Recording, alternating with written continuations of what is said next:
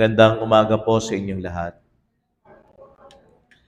Marahil po hanggang ngayon ay nare-remember pa din natin yung isang commercial ng insurance company.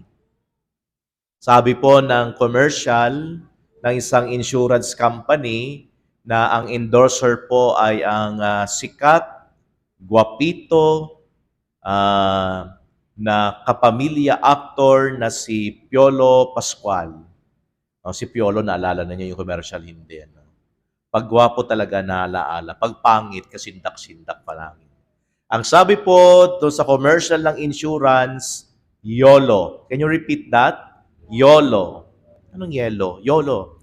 YOLO. Okay. YOLO. Ang ibig sabihin ng YOLO ay you only live once. May problema po yung ating karakter sa ating parable, sa ating ebanghelyo ngayong umaga, ngayong araw ng linggo. Yung kanyang taniman, ang kanyang lupain, produce a bountiful harvest. Ngayon ito po yung kanyang problema. Sabi niya, what shall I do? Ano ang gagawin ko dito? For I do not have space to store my harvest. Kung naging kaibigan ko ito, wala siyang problema. Kukunin ko lahat ng harvest niya. So tutulungan natin siya na masagot yung kanyang problema. Kung tayo yung tatanungin, ano yung gagawin doon sa mga sobra-sobra na ani. So ginawa po niya, ito yung kanyang problema, ang kanyang solusyon, giniba niya yung kanyang storage, yung kanyang kamalig, at nagtayo siya ng mas malaki. Well, logically speaking, tama naman yung ginawa niya. Una, siya yung nagpagudon. Pangalawa, puhunan niya yon. Pangatlo, ari-arian niya yon. So he has all the rights and privileges to do whatever he wants doon sa kanyang ari-arian. However, para sa Panginoon nating Diyos, sa mata ng ating Panginoon, yung standard ng lalaking ito sa ating ebanghelyo is not the standard of our God. It's not the standard of Jesus, not even the standard of heaven. So ano yung standard ng heaven? Malinaw po yung ating maliwanag po yung ating ebanghelyo. Sabi niya, it will be for all, thus will it be for all who store up treasures for themselves but are not rich in what matters to God. O dalawa na yung sasagutin natin.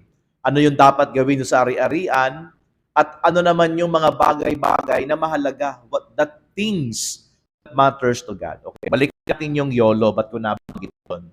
Kasi po, sayang yung pagkakataon na yung whatever is excess, sorry for the term, excess, o sayang yung pagkakataon na sana'y ginamit niya yung sobra sa kanyang ani para sa kawang gawa. Pwede na. Walang sino man sa atin yung may hawak ng buhay.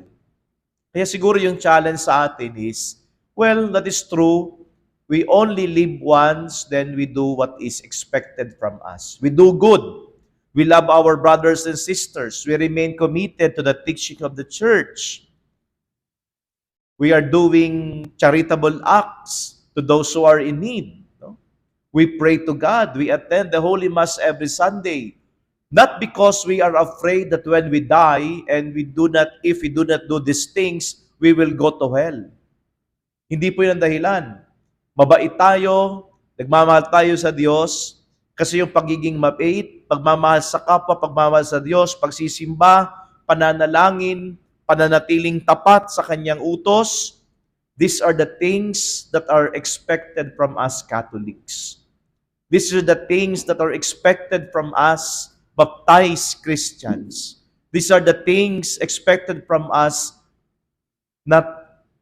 we consider ourselves as children of God. Not because we fear hell. Takot tayong mapunta doon kapag hindi natin ginawa. Pagkos, ito yung inaasahan para sa ating lahat.